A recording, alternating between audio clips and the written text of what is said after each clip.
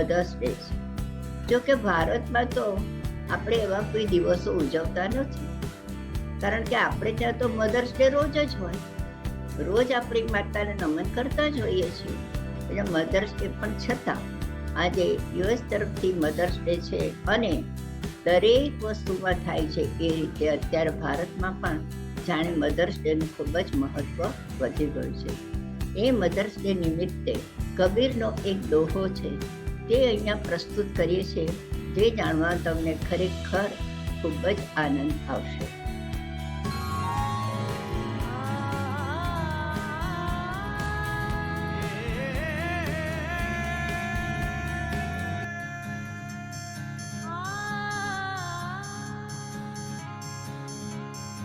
नारी निंदा मत करो, नारी रतन की खान। नारी निंदा मत करो, नारी रतन की खान। नारी से नर उपजे, ध्रुव प्रहलाद समान।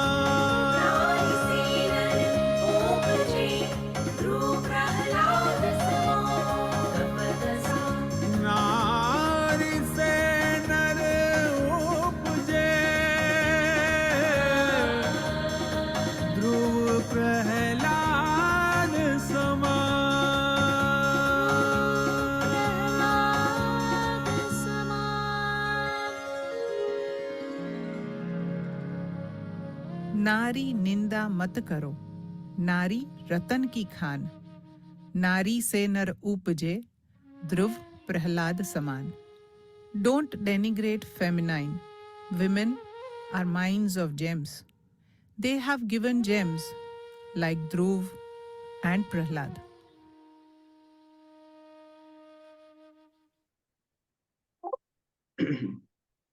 મધર્સ ડે આજે અનાયાસે મધર્સ ડે અને આજનું વક્તવ્ય પણ નારી ઉપર જ છે.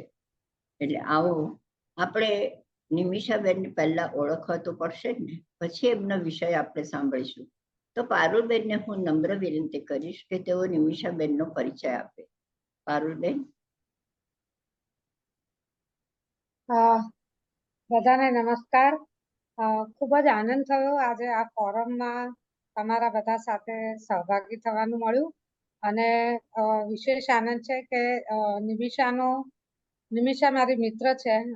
અમે છેલ્લા 30-35 વર્ષથી એકબીજાને જાણીએ છીએ, અને એનો પરિચય આપવાનું થાય 35 વર્ષથી જેની સાથે દોસ્તી હોય એની ઓળખાણ આપવાની બહુ જ અઘરી પડે. પણ આજના વિષયને અનુરૂપ હું જો કહું તો નિમિષા માટે નારીવાદ એ કોઈ વિષય નથી, નારીવાદ એનું જીવન છે. જેમ નિમિષાનો જન્મ અને ઉછેર કઈ એવા નારીવાદી વાતાવરણમાં થયો નથી, પણ એણે જ્યારે પણ નારીવાદ સમજી છે તે પછી જેમ પેલું ગાંધીજીએ વાંચ્યું કે મારે આ વસ્તુ આમ આ જીવન આમ હોય પછી એ જ પ્રમાણે જીવવું, એમ એ જાગોરીમાં એણે નારીવાદની તાલીમ કરી. પછી નારીવાદ એની અંદર એવો ઉતરી ગયો છે કે એ બિલકુલ એનું જે વિચારવાનો જે અભિગમ છે એ બિલકુલ નારીવાદી, એટલે ખાલી વિચારવાનું નહીં પણ જીવન જીવવાનું. અને એ જીવન માટે એણે પોતાના અંગત અને પ્રોફેશનલ બંને લાઈફમાં નારીવાદના મુદ્દે પોતાની વાત જે છે એ કરવા માટે એણે કેટલો બધો સંઘર્ષ કર્યો છે એની હું પોતે સાક્ષી છું. એટલે એના માટે આ મેં કહ્યું એમ એને એનું સૌથી મોટું પ્રદાન જો હોય તો નારીવાદનું જે આંતરરાષ્ટ્રીય કક્ષાનું અંગ્રેજી, હિન્દી અને બીજી ભાષામાં જે ઉત્તમ જે સાહિત્ય છે એને એ બધું જ ટ્રાન્સલેશન કરી અને ગુજરાતીમાં લાવી છે. એ મારી દ્રષ્ટિએ ઓળખ જે એની સંસ્થા જે એને શરૂ કરી, ઓળખ જે છે એ ગુજરાતનું સૌથી પહેલું નારીવાદી એટલે ફેમિનિસ્ટ રિસોર્સ સેન્ટર છે, જેમાં ખૂબ બધું નારીવાદી સાહિત્ય છે, નારીવાદની તાલીમો થાય છે,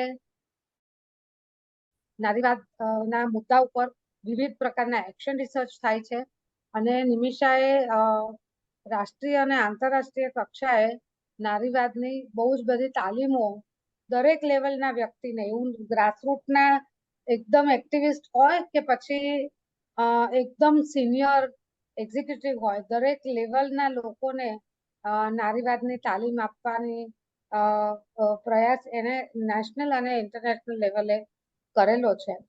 અને આ ઉપરાંત એ બહુ જ સારી કાઉન્સિલર, મેન્ટર, મીડિયેટર આ બધું જ એણે કર્યું છે.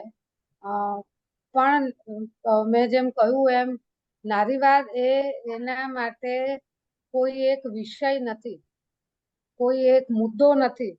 નારીવાદ એનું જીવન છે, એ એનો શ્વાસ પણ લે છે ને તો એ આમાં છે. એટલે આજે આમ બહુ અનાયાસે મધર્સ ડે છે, અને નારીવાદ પણ એનું મહત્વ એ પણ છે કે ખાલી માતૃત્વના ચોખ્ઠામાં નારીને નથી જોવાની, એની બહાર પણ જે નારીની વાત છે અને એની પોતાની ઓળખ કઈ રીતે એને પોતે ઊભી કરવાની છે. એટલે સંસ્થાનું નામ પણ ઓળખ છે, કે પોતાની એક આઈડેન્ટિટી કેવી રીતે દરેક સ્ત્રી ઊભી કરે, એની પોતાની એક ઓળખ, એની પોતાની એક પહેચાન. અને એનું ટેગલાઈન પણ એટલી જ સુંદર છે કે ઓળખ જ્યાં મન મૂકીને કરીએ વાત. કારણ કે દરેક સ્ત્રીને પોતાનું મનથી એને જે કેવું હોય તે કહી શકે એવી એક સ્પેસ એ ક્રિએટ કરવાનું જે કામ છે એ નિમિષાએ છેલ્લા 40 વર્ષમાં અથાક રીતે કર્યું છે, કરતી રહી છે. અને હું એને જાણું છું એ પ્રમાણે એના જીવનના છેલ્લા શ્વાસ સુધી એ નારીવાદી તો રહેવાની જ, અને એ જ કારણ કે એ જ એનું જીવન છે. તો આ બહુ જ, પણ મેં જેમ કહ્યું એમ કે આ નારીવાદી સાહિત્યને ગુજરાતીમાં અને બિલકુલ સરળ બધાને સમજાઈ જાય, સાવ અમારા ગ્રાસરૂટના એક્ટિવિસ્ટ છે અમે લોકો, કોઈ પણ લોકોને ગુજરાતીમાં અમારે રેફરન્સ તરીકે કંઈ પણ સાહિત્ય જોઈતું હોય તો ઓળખનું જ સાહિત્ય. બાળકોને પણ અમારે તાલીમ આપવાની હોય તો છોકરો એટલે શું, છોકરી એટલે શું, ત્યાંથી શરૂઆત થાય અને પછી બધું એમાં ઊંડા ઉતરતા જવાય. તો ખૂબ સરસ રીતે એને આ કર્યું છે અને કરતી રહેશે જ એવી મને શ્રદ્ધા છે. આમ તો બીજા ઘણા બધા મુદ્દાઓ છે, પણ મને એવું લાગે છે કે અત્યારના આપણા આજના વિષયના પ્રસ્તુત આટલી વાત મને લાગે છે કે પૂરતી છે. Thank you. તો ચાલો આપણે નિમિષાબેનને સાંભળીએ. તો નમસ્તે. ગુજરાત મંચના, ગુજરાત સાહિત્ય ફોરમ મંચના સૌ સાથી મિત્રોને મારા નમસ્તે. કોકિલાબેનને ખૂબ ખૂબ આભાર કે મને આજે તમારા બધાની સાથે એક સંવાદ સાધવાનો, તે પણ મારા ગમતા વિષય નારીવાદ ઉપર સંવાદ સાધવાનો મોકો આપ્યો છે. અને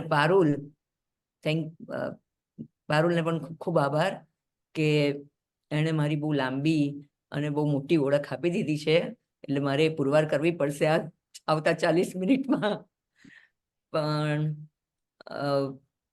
તો આજે મધર્સ ડે ના દિવસે કોકિલાબેને કહ્યું એ પ્રમાણે આપણા ત્યાં ભારત દેશમાં father's day, mother's day, daughter's day બહુ ઉજવાતા નથી, પણ હવે એ પણ ઉજવવા માંડે છે. અને એક રીતે એ સારું પણ છે કે એક દિવસ મળે છે જ્યાં આપણે આપણી પોતાની લાગણીઓ એકબીજાને વ્યક્ત કરવાનો મોકો લઈએ છીએ. તો મારા સૌને આજના દિવસે હેપી મધર્સ ડે. અને આજનો મારો જે વિષય છે જેની ઉપર મારે વાત કરવાની છે, નારીવાદી અને નારીવાદ અને ગુજરાતી સાહિત્યમાં નારીવાદી વિચારણા. બંને વિષયોનો ફલક બહુ મોટો છે. મેં જ્યારે કોકિલાબેનને કહ્યું ત્યારે બહુ સહજતાથી કહી દીધું કે આ બંને વિષયો ઉપર વાત કરી શકીશ, પણ 40 મિનિટના ટૂંકા ગાળામાં બંને વિષયોને આવરી લેવા કદાચ મુશ્કેલ હશે, પણ હું મારો બનતો પ્રયત્ન કરીશ. કારણ કે નારીવાદ શબ્દને, નારીવાદ વિચારણા ને સમજવી આપણા સૌના માટે બહુ જ જોડાયેલી છે. અને નારીવાદ એ એક એવો વિષય છે કે જે કોઈ ત્રીજા માણસની આપણે વાત નથી કરતા.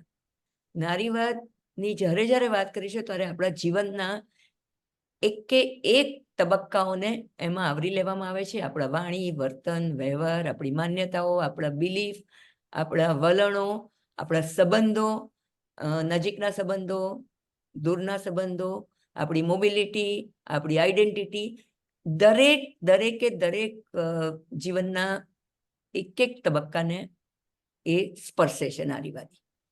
એટલે નારીવાદી, પારુલે કહ્યું એમ, નારીવાદી જીવન જીવવાની હું કોશિશ કરું છું.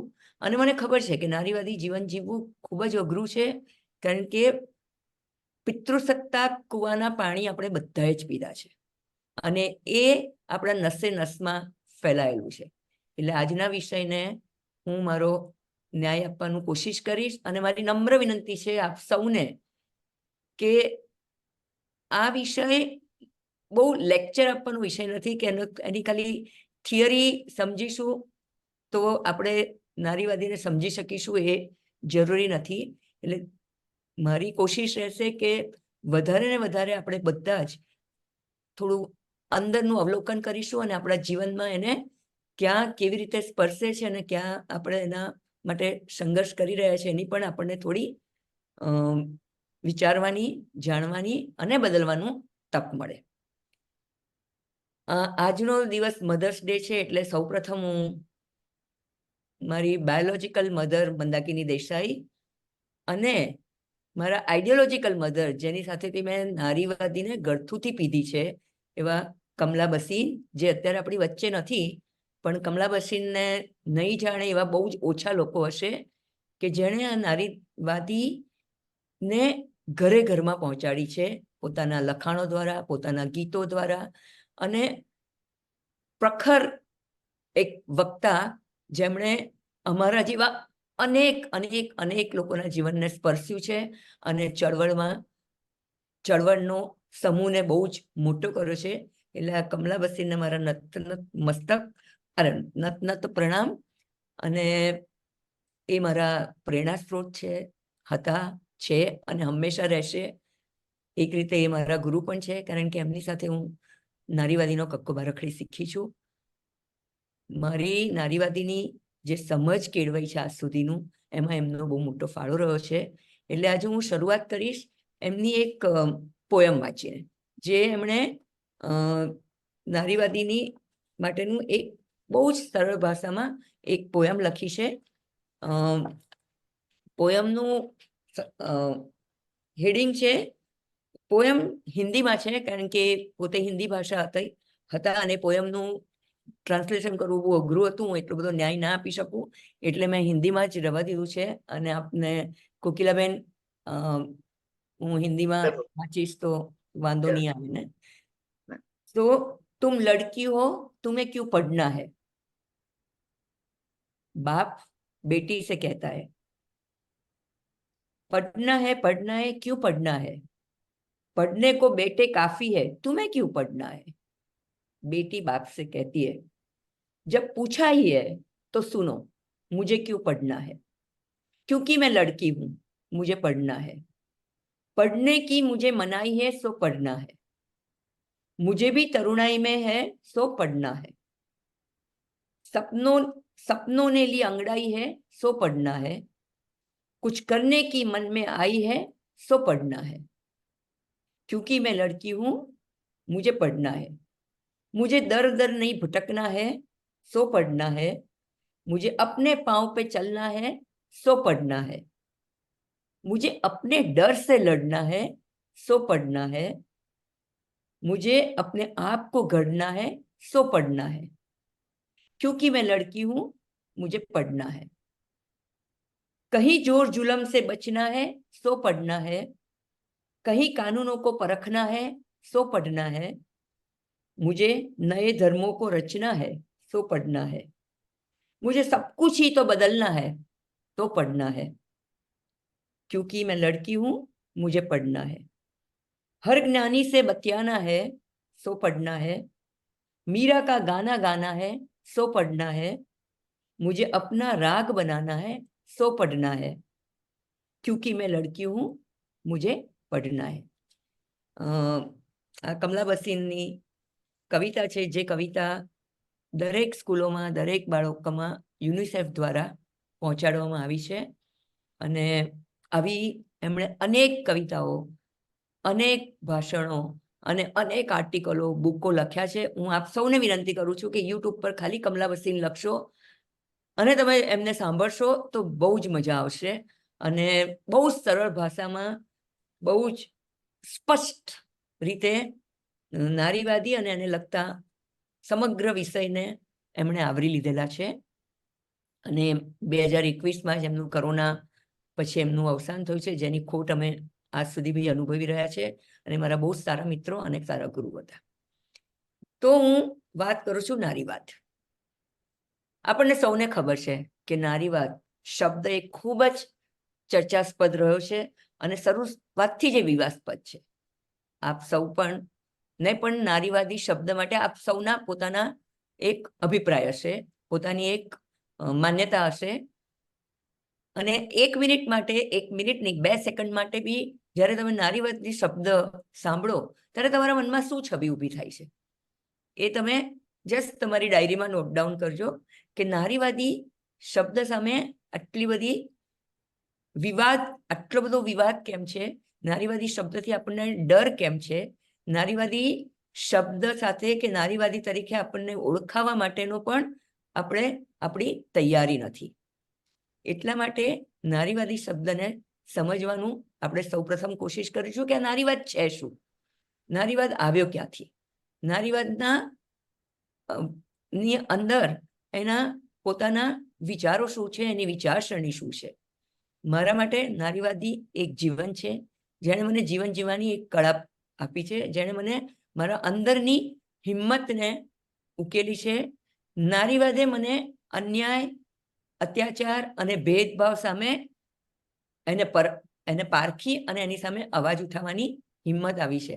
એટલે હું હંમેશા કહું છું કે નારીવાદી અને મારો શ્વાસોચ્છ્વાસ બંને એકબીજા સાથે બહુ જ જોડાયેલા છે. અને ધ મોમેન્ટ અમે વર્ષોથી નારીવાદી ઉપર કામ કરીએ છીએ, 90sમાં જ્યારે નારીવાદી સંસ્થા ચાલુ કરી ત્યારે સૌ પ્રથમ અમારી સામે નારીવાદીને સમજાવવા માટે, અમારી સંસ્થા શું કામ કરશે એ સમજાવવા માટે શબ્દો પણ નહોતા.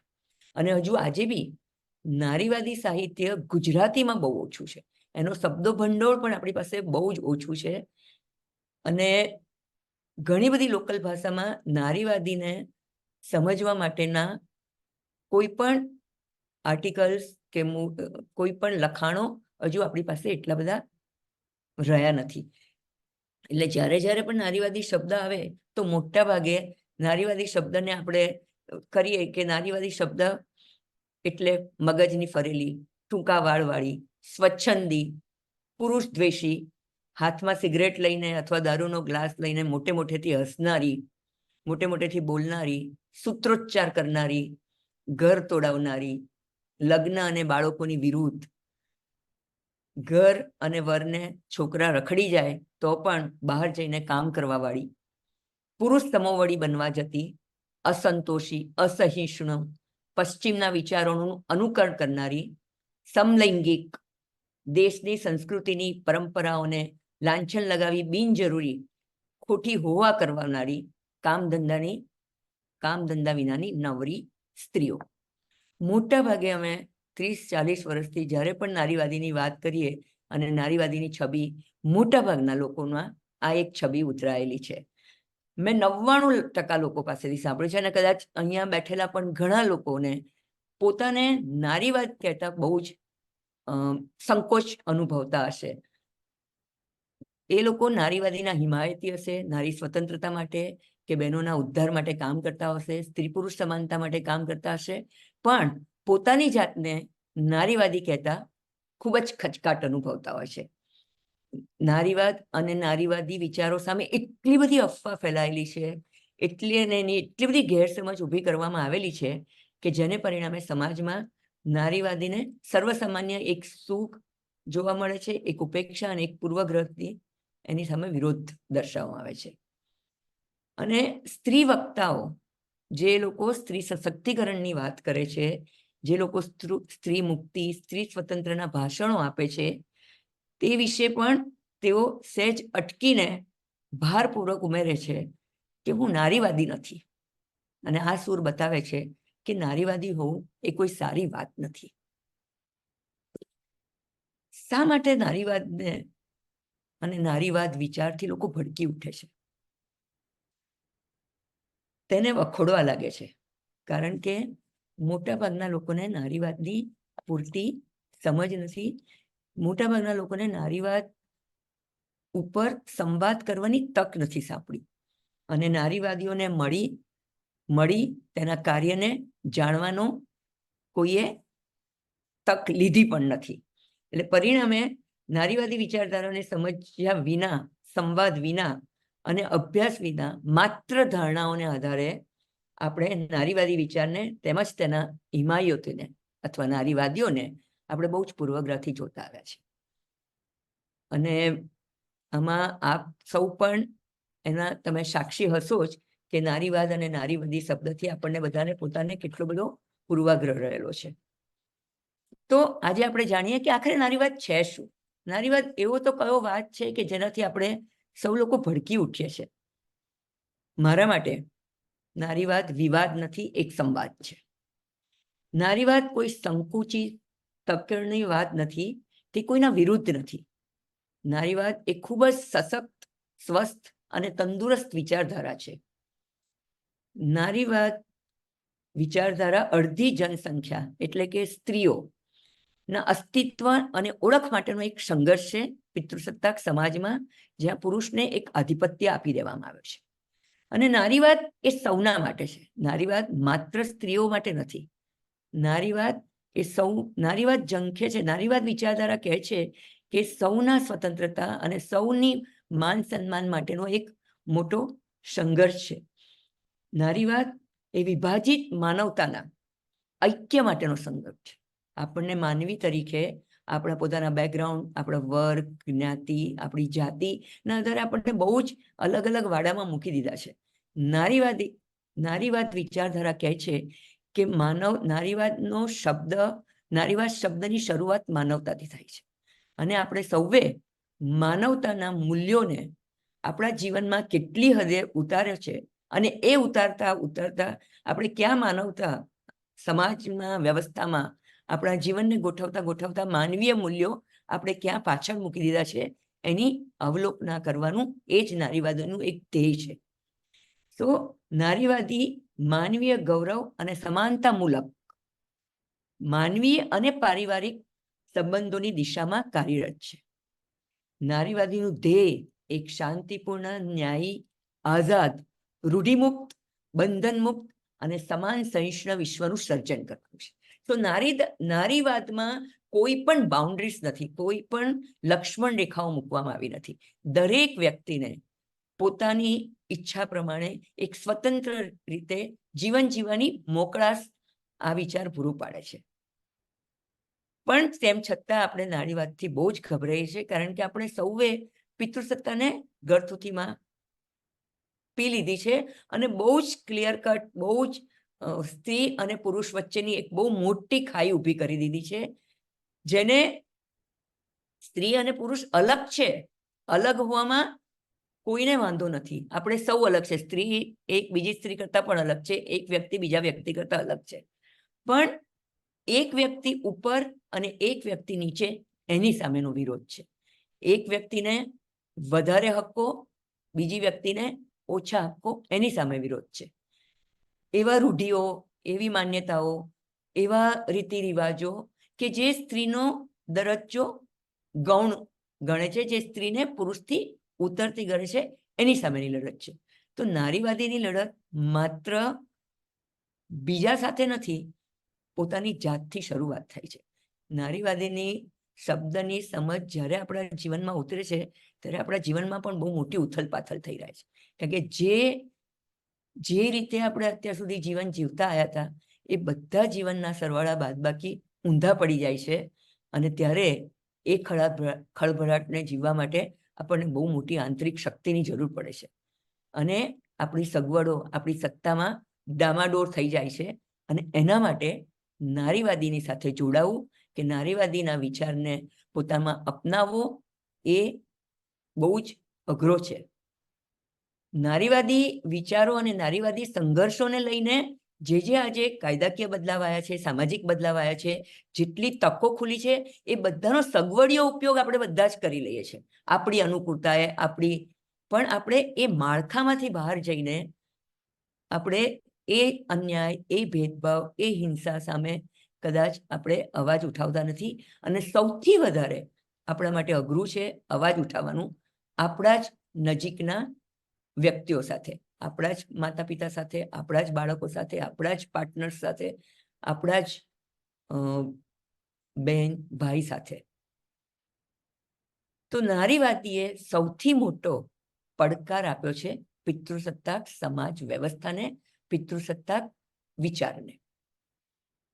અને પિતૃસત્તાક વિચારને અને પિતૃસત્તાક વ્યવસ્થા જે જડબેસલો આપણા દરેકના જીવનમાં ઉતરેલી છે, જે વ્યવસ્થાને આધારે આખો સમાજ ચાલી રહ્યો છે, એના પાયાને હલાવવો એ કોઈના પણ માટે સહેલું નથી.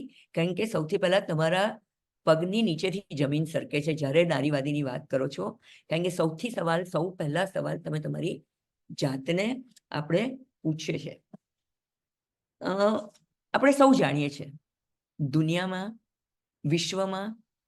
દુનિયામાં, દેશોમાં, પ્રાંતોમાં કે આપણા પરિવારોમાં કોઈ ભાગ્યે જ એવો પરિવાર કે એવો દેશ કે એવો શહેર હશે, જે મારી જાણમાં તો નથી, જ્યાં સ્ત્રી, પુરુષ અને બધા જ પ્રકારના જેન્ડર, જેને જેન્ડર શબ્દ કહે છે, જેમાં બધા જ માનવીનો સમાવેશ આવી જાય છે. જે લોકો પોતાની જાતને સ્ત્રી કે પુરુષમાં ફિટ નથી કરી શકતા એવા પણ ઘણા માણસોનો સમૂહ આપણી આસપાસ જ વસે છે. પણ એ હંમેશા આપણા સમાજમાં પેલા આંસિયા ઉપર રહેલા છે. તો નારીવાદી એ દરેક વ્યક્તિને, તમે કોઈ પણ બેકગ્રાઉન્ડ, કોઈ પણ જ્ઞાતિના હોય, કોઈ પણ વર્ગના હોય, કોઈ પણ જાતિના હોય, એને એક સમાન અધિકાર, સમાન તક આપવાની વાત કરે છે. અને આજે 21મી સદીમાં પણ યુએનના ડેટા એવું કહે છે કે દરેક 3 વ્યક્તિએ, દરેક 3 સ્ત્રીએ, એક સ્ત્રી હજુ આજે પણ હિંસાનો ભોગ બની રહી છે. જેનો મતલબ છે દુનિયાની 100 કરોડ બહેનો હજુ પણ હિંસાનો ભોગ બની રહી છે. અને આપણે સૌ ચૂપ છે. એ મારા ઘરમાં હોઈ શકે, તમારા ઘરમાં હોઈ શકે, એ મારી બહેન સાથે થતું હોય કે એ મારી પડોશી સાથે થતું હોય, પણ ક્યાંક ને ક્યાંક આપણે એ બાબતમાં હજુ પણ ચૂપ છે. અને કેમ આ ચૂપકી છે? અને એ ચૂપકીના કારણે હિંસાના સ્વરૂપો બદલાતા જમાના સાથે બહુ જ મોટા બદલાવ આવતા ગયા છે.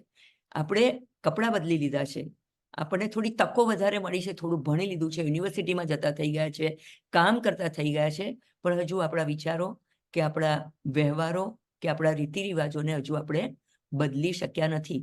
દરેક રીતિ રિવાજને ચકાસવાની બહુ જરૂર છે કે હું કંઈ પણ વસ્તુ જ્યારે કરી રહી છું ત્યારે હું મારી જાતને માત્ર એક જ સવાલ પૂછું કે શું હું આ જે કરી રહ્યું છું એમાં સૌનું સન્માન જળવાઈ રહ્યું છે?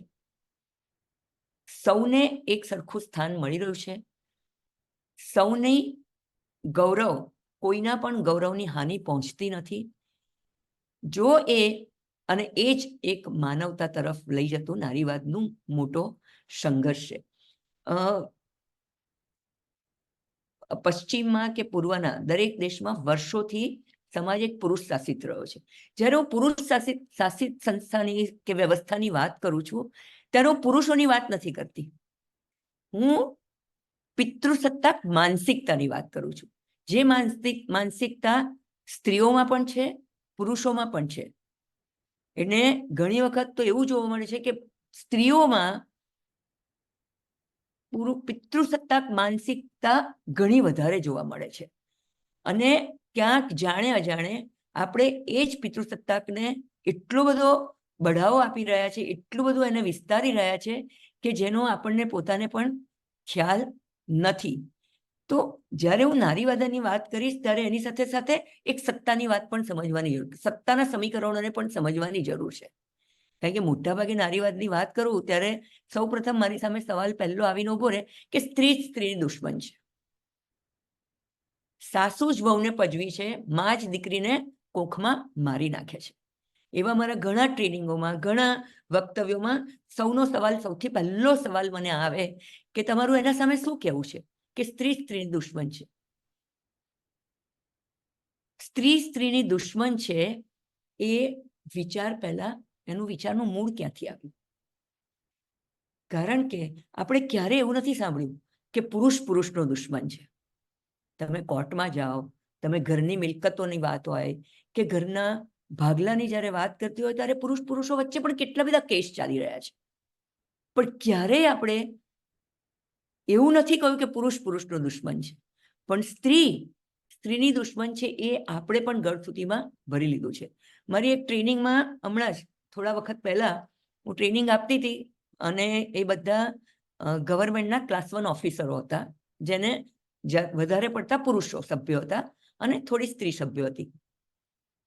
તો જ્યારે આ નારીવાદની વાત કરતી હતી, પિતૃસત્તાકની વાત થતી હતી, ત્યારે એક ભાઈએ મને ઊભા થઈને કહ્યું કે બેન, મને તમને એક જ પ્રશ્ન છે કે તમને અમારી સાથે વાત કરવા કરતાં તમે બહેનો સાથે વાત કરો.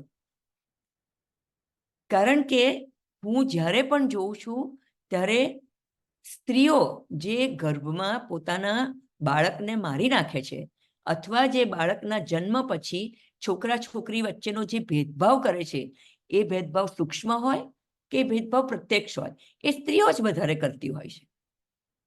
અને એમણે દાખલો આપ્યો કે મારી જ બહેનના ઘરે એને ત્રીજી છોકરી આવવાની હતી, એટલે એનું એ જાતે જઈ દવાખાનામાં પોતાનો ગર્ભ પડાવી આવી અને હું પોતે પણ ત્યાં હાજર હતો. અને ત્યારે મેં એ ભાઈને એક જ સવાલ પૂછ્યો કે જો ઘરમાં કોઈ મિલકતની વસ્તુ આવે કે ઘરમાંથી કોઈ પૈસા બહાર આપવાના આવે તો એની સ્ત્રીને બહુ મોટાભાગની સ્ત્રીઓને સ્વતંત્રતા નથી હોતી, પણ એ વખતે તો તમે તરત જ બોલો છો. તો જ્યારે આપણા ઘરની બાળકીને મારી નાખવામાં આવે છે, જ્યારે આપણા ઘરની બાળકી સાથે ભેદભાવ થતા હોય છે, જ્યારે આપણા ઘરની બાળકીઓને તકો ખીલવા નથી દેવામાં આવતી, ત્યારે કેમ આપણે બોલતા નથી? ત્યારે આપણે કેમ એવું કહીએ છીએ એ તો સ્ત્રીઓની બાબત છે, એ તો, અથવા આપણે પડોશી તરીકે પણ બોલતા નથી, કારણ કે એ તો અંગત બાબત છે. અને આ જે અંગતનું એક રાજકારણ છે, નારીવાદી ચળવળે સૌથી પહેલો સવાલ અને સૌથી પહેલા સૂત્ર બનાવ્યો કે personal is political and political is personal. નારીવાદમાં માનનારા, નારીવાદના હિમાયતીઓ એ સૌથી પહેલો વિચાર એ કર્યો કે અંગત વસ્તુ છે શું, વ્યક્તિગત છે શું, જ્યાં દરેક ઘરમાં સ્ત્રીનો દરજ્જો, દુનિયાના એક વિશ્વના ખૂણામાં સ્ત્રીનો દરજ્જો ગૌણ છે, સ્ત્રીઓ પર ભેદભાવ થાય છે, સ્ત્રીઓ પર અત્યાચાર થાય છે, પણ આપણે એનો અંગત બાબત છે, એની અંગત બાબત છે એમ કરીને આપણે એને ક્યારે એમાં હસ્તક્ષેપ નથી કરતા, આપણે ક્યારે એમાં બોલતા નથી. અને એટલે આજે પણ ભણેલી ગણેલી દીકરીઓ, સ્ત્રીઓ, બહેનો અને ભાઈઓ ઘણી વખત એ અન્યાય, એ અત્યાચાર દિલ દુખાવતું હોય પણ હજુ સ્ટેન્ડ લેતા ગભરાય છે. પરમ દિવસની જ એક વાત છે, મારી પર એક ફોન આવ્યો. છોકરી M.Pharm ભરેલી, મોટી કોલેજમાં હોસ્ટેલમાં, એને બિસ્ટ પિલાણી જેવી મોટી નામદાર કોલેજમાં ભણેલી અને જોબ કરતી. એને કોઈ સર્વાઇકલ ઇસ્યુ હતો, એ ફિઝિયોથેરાપિસ્ટ પાસે ગઈ. ફિઝિયોથેરાપિસ્ટ પાસે છેલ્લા 2 વીકથી જાય છે અને એનો 3 દિવસ પહેલા, એટલે કે ગયા બુધવારે, એકદમ રડતી રડતી ઘરે આવી અને ઘરમાં રૂમ બંધ કરીને બેસી ગઈ. એ પરિવારના કોઈક લોકો મને ઓળખે એટલે એમણે મને 2 દિવસ પછી ફોન કર્યો કે નિમિષાબેન, આ બહુ અંગત બાબત છે. પહેલો શબ્દ એમણે વાપર્યો કે આ બહુ જ અંગત બાબત છે, જેનો આપણે બહુ ઉહાપો નથી કરવાનો, પણ મારી દીકરીને તમે થોડું સમજાવો, એ ખાતી નથી, પીતી નથી ને એક ખૂણામાં બેસીને રડ્યા કરે છે. એને શું થયું છે અમને ખબર નથી. રાતના ફિઝિયોથેરાપીમાં ગઈ ને 8 વાગે આવીને અને હું આ કહેવાતા પ્રોગ્રેસિવ ઘરની વાત કરું છું, જે પૈસે ટકે ભણતરની દ્રષ્ટિએ દેશ વિદેશમાં ફરેલા લોકોની અને ફરેલી છોકરીની વાત કરું છું. જ્યારે હું એને મળી ત્યારે એણે મને વાત કરી કે જે પણ ફિઝિયોથેરાપી છે એની સાથે જે વાતો કરી અને એના શરીરના વિવિધ ભાગોમાં જે એણે ટચ કર્યો, અને એ પ્રક્રિયા કદાચ 20 મિનિટ ચાલી અને એની દીકરીને એ નમ થઈ ગઈ. એ કે મને હજુ ખબર નથી કે હું કેમ કશું બોલી નહીં. મને ખબર છે કે મારી સાથે ખોટું થઈ રહ્યું હતું, પણ હું નમ થઈ હતી, મારા મોઢામાંથી અવાજ નહીં આવ્યો. અને મને સૌથી વધારે દુઃખ એનું છે કે હું આ બધું જાણું છું તો પણ હું મારી જાત માટે સ્ટેન્ડ કેમ ના લઈ શકી. એટલે વાત કરતા કરતા કરતા છેલ્લે એનું બોટમ લાઈન આવ્યું કે હું મારી સાથે હજુ સ્ટેન્ડ કેમ ના લઈ શકી.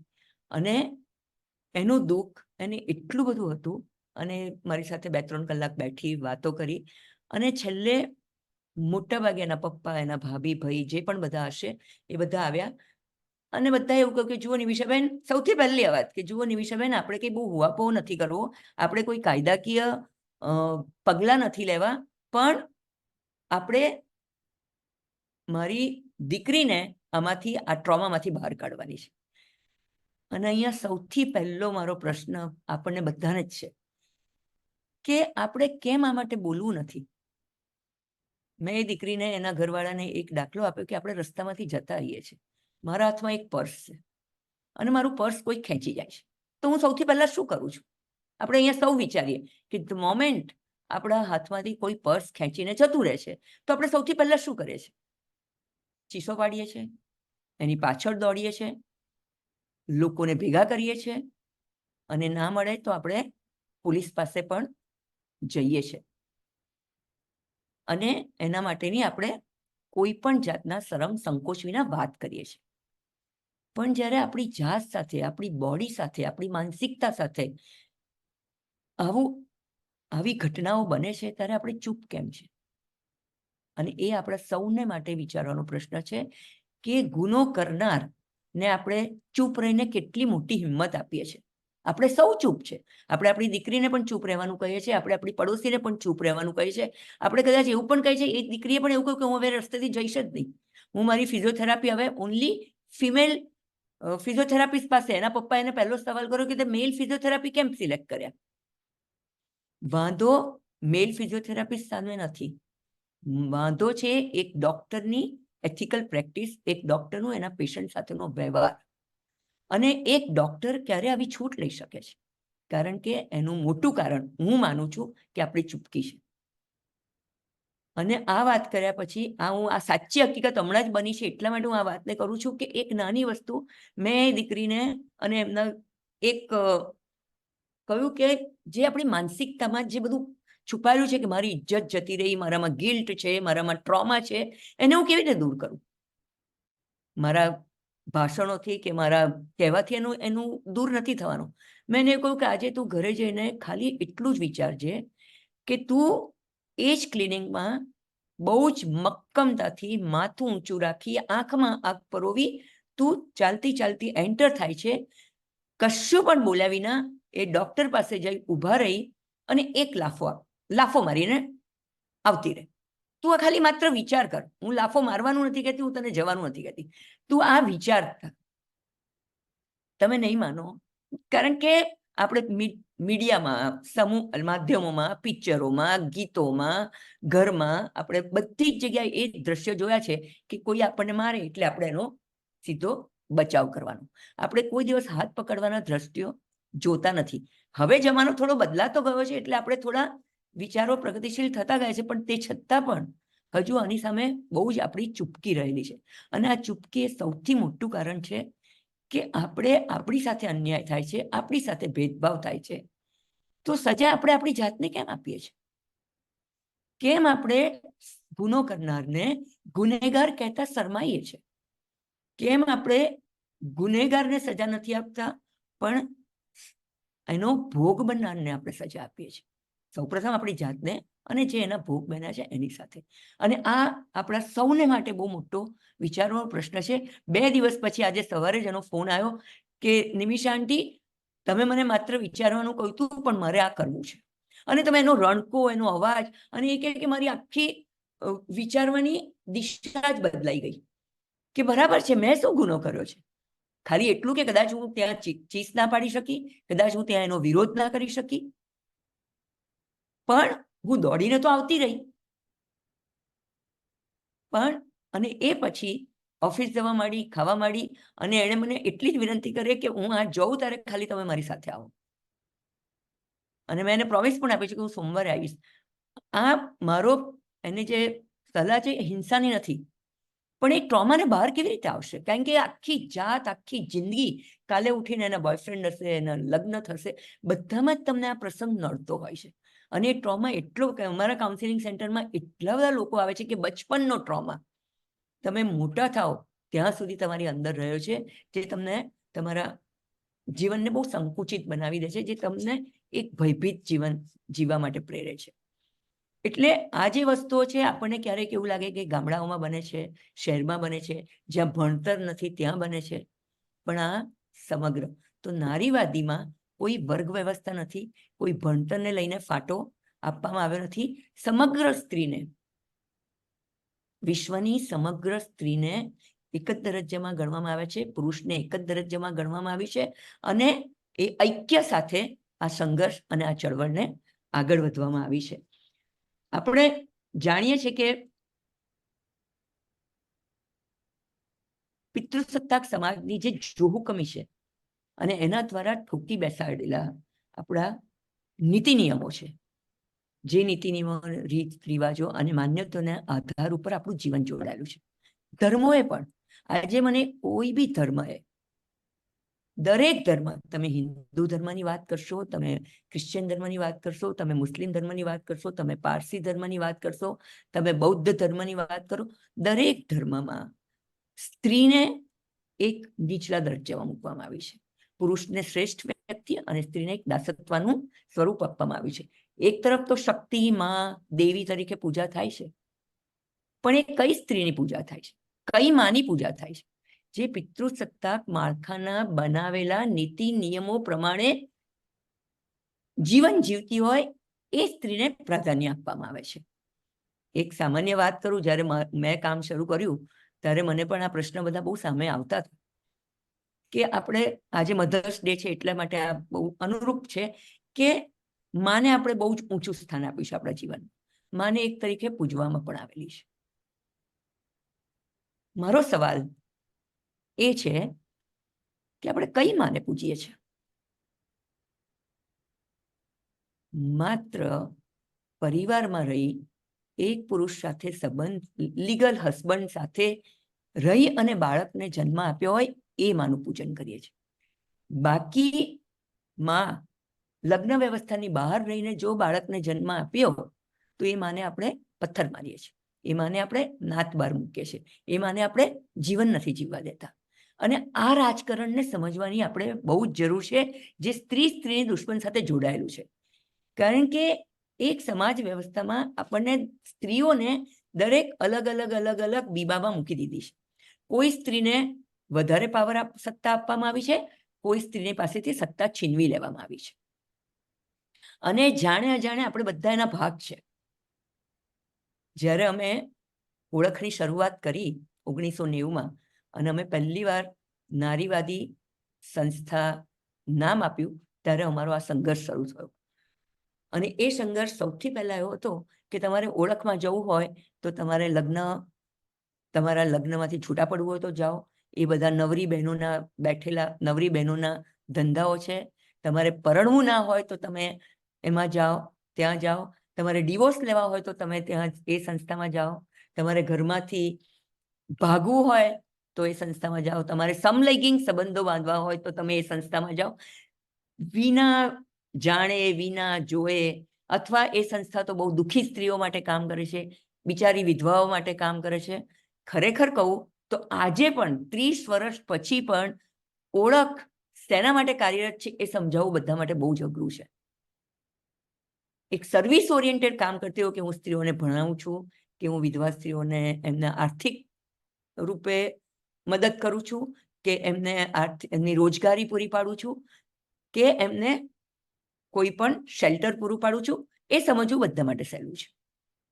પણ એક સ્ત્રીઓની ઓળખ માટે, એક સ્ત્રીઓની પોતાની આગવી ઓળખ માટે કામ કરી રહ્યું છું, એની સમજણ આજુ બી આજે કોઈને અમે આપી શક્યા નથી. કારણ કે સ્ત્રી પોતે પણ પોતાને સ્વતંત્ર વ્યક્તિ તરીકે સ્વીકારવામાં બહુ જ ખીચખીચાટ અનુભવે છે.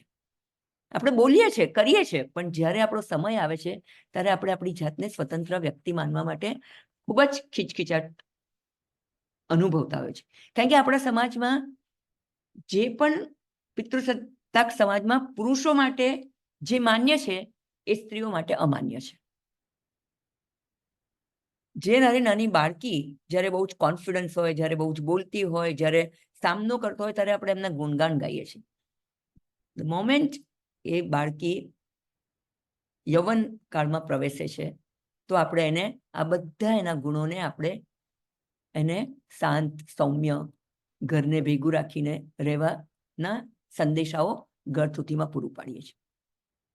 પ્રેમ, શાંતિથી બધાને ભેગા રાખીને રહેવાનું, પારિવારિક સંબંધોમાં માનપૂર્વક, સન્માનપૂર્વક સૌનું ગૌરવ જળવાઈ રહે એવા સંબંધો ઊભા કરવા માટે નારીવાદ સંઘર્ષમય છે. નારીવાદ એવું કહેતું જ નથી કે તમે છૂટા પડો, કે નારીવાદ એવું કહેતું જ નથી કે તમે એકબીજા સાથે લડો. નારીવાદ એવું કહે છે કે સૌનું માન જાળવો, સૌને પસંદગીની તક આપો.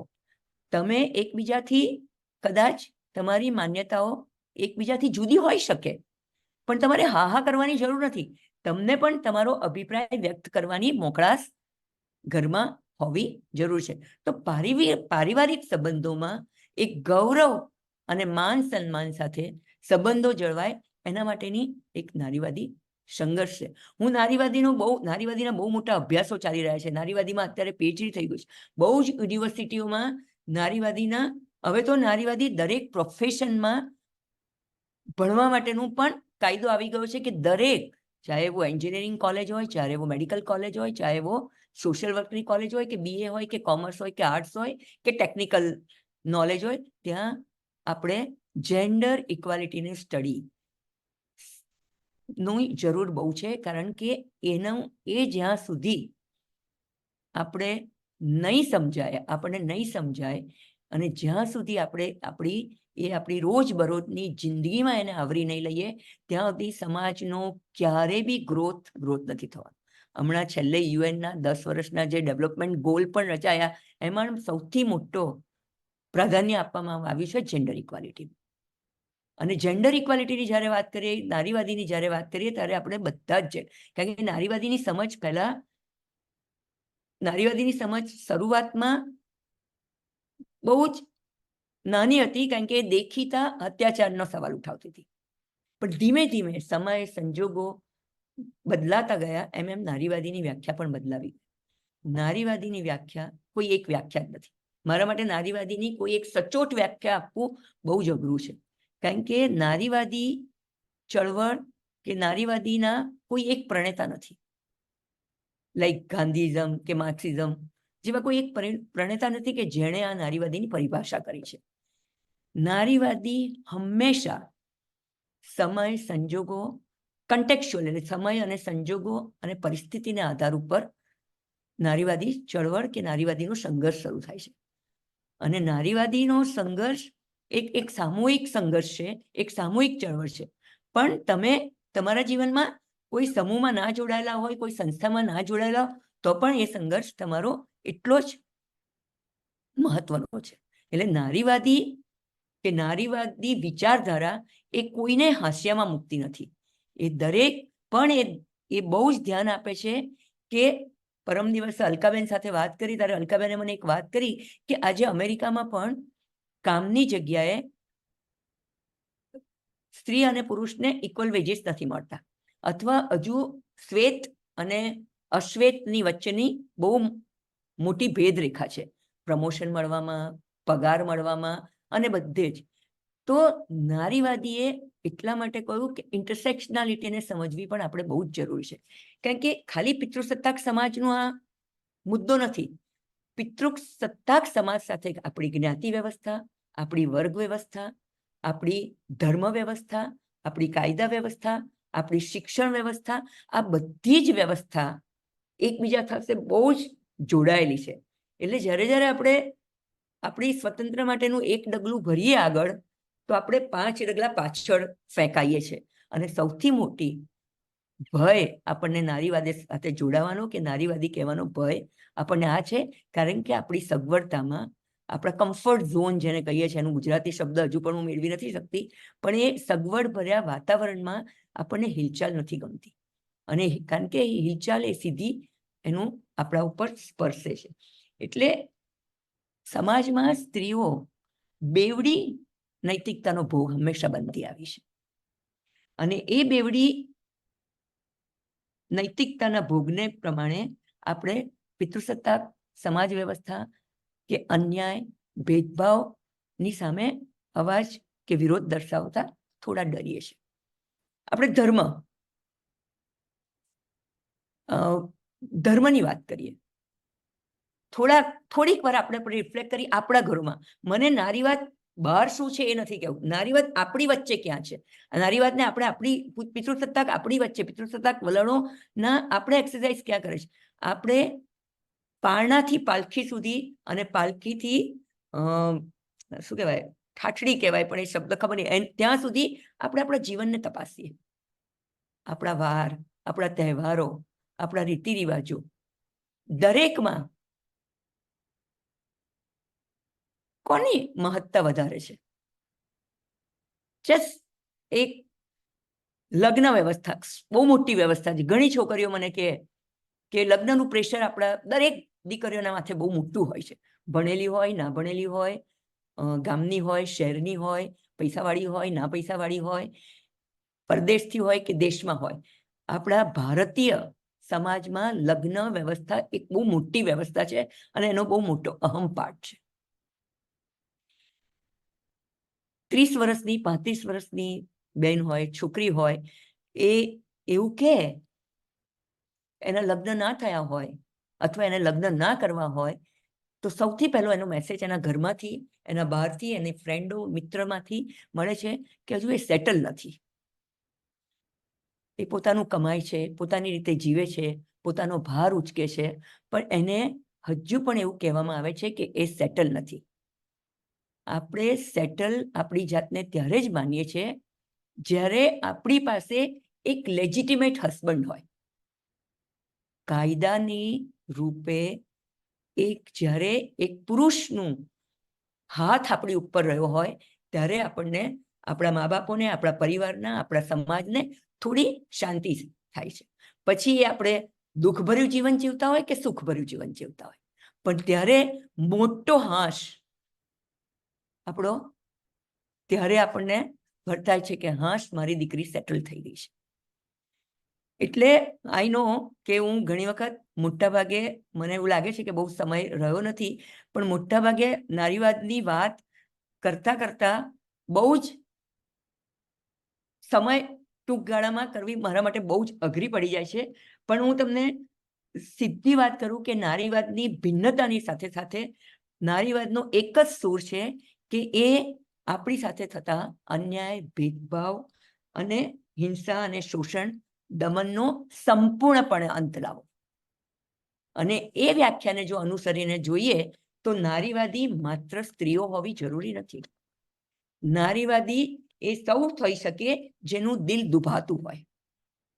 કોઈની પણ સાથે અન્યાય થતો હોય, કોઈની સાથે હિંસા થતું હોય, અને માત્ર સ્ત્રી હોવાના કારણે જ્યારે આપણે શોષણનો ભાગ બનીએ છીએ, જ્યારે આપણે હિંસાનો ભોગ બનીએ છીએ, ત્યારે એ હૃદય વલોવાતું હોય અને આપણે સક્રિય રીતે જ્યારે એની સામે વિરોધ દર્શાવીએ અથવા એની સામે એક્શન લઈએ ત્યારે એ આપણે આપણી જાતને નારીવાદી કહે છે.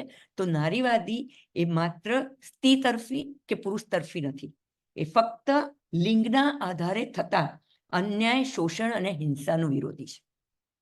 એટલે નારીવાદની જો નાની અને ટૂંકી વ્યાખ્યા પરિભાષિત કરું તો એ છે કે નારીવાદી એ ફક્ત લિંગના આધારે થતા અન્યાય, શોષણ અને હિંસાની વિરોધી છે.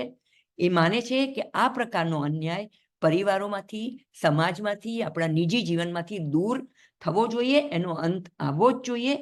અને નારીવાદ પિતૃસત્તાને પ્રોત્સાહન આપતા દરેક સંબંધોને, દરેક સંસ્થાઓને, દરેક રીતિ રિવાજોને, દરેક વલણો, દરેક પરંપરાઓની સામે વિરોધ દર્શાવે છે. અને મારું એટલી વિનંતી છે આપ સૌને કે આપ પણ પોતાની જીવનમાં અવલોકન કરજો. નારીવાદી સાહિત્ય વિશે ઘણી બધી વાતો કરવાની છે, જે મને ખબર જ હતી કે હું નારીવાદી સાહિત્ય સુધી પહોંચી નહીં શકું, કારણ કે નારીવાદીની સમજ જ્યાં સુધી આપણામાં નહીં રચાય ત્યાં સુધી નારીવાદી સાહિત્યની વાત કરવી બહુ અઘરી છે. અને નારીવાદે પિતૃસત્તાક સાથે સંકળાયેલ તમામ બીબાઓને પડકાર્યા છે. પછી એ બીબા પરિવાર સાથે હોય, ધર્મ સાથે સંકળાયેલા હોય, રોજગાર સાથે સંકળાયેલા હોય, સામાજિકરણની પ્રક્રિયા સાથે સંકળાયેલા હોય, કાયદા શાસ્ત્ર સાથે સંકળાયેલા હોય, કે લગ્ન સંબંધ સાથે સંકળાયેલા હોય, હિંસાત્મક માનસિકતા સાથે સંકળાયેલા હોય, કે પૂર્વગ્રહ પીડિત જાતિ સાથે સંકળાયેલા હોય. એ સૌનો વિરોધ નારીવાદી દર્શાવે છે. અને તમે જો માનવતાવાદીમાં માનતા હોય તો તમે નારીવાદી છો જ. કારણ કે છેલ્લું વાક્ય કહું, કારણ કે હિંસા, દમન અને અન્યાય તમને જો દુઃખી કરતા હોય તો તમે નારીવાદી છો. તમને સમાનતા, ન્યાય અને સ્વતંત્રતા વહાલા હોય તો તમે નારીવાદી છો. સ્ત્રી સ્વાતંત્ર્યને તમે સ્વચ્છંદતા ન ગણતા હોય તો તમે નારીવાદી છો. કોઈને અપાતું માન એ બીજાનું અપમાન ન હોય, કોઈને અપાતી તક એ બીજાના ભોગે ન હોય, એટલું જો તમે સમજી શકતા હો તો તમે નારીવાદી છો. અહીંયા વિરોધ પુરુષોનો નથી, પિતૃસત્તાક માનસિકતાનો છે, અન્યાય સામેનો છે, હિંસા સામેનો છે. બધા સાથે સંમત થવું એ નારીવાદ નથી, પણ બધાના મતનું માન જાળવવું એ નારીવાદ છે. પુરુષને દબાવી રાખવો, બળજબરી કે દાદાગી કરવી એ નારીવાદ નથી, કે પુરુષ જેવા થવું એ નારીવાદ નથી. પણ સ્ત્રીઓ સાથે થતા અન્યાય, શોષણ, અત્યાચાર અને બળજબરીનો વિરોધ કરવો એ નારીવાદ છે.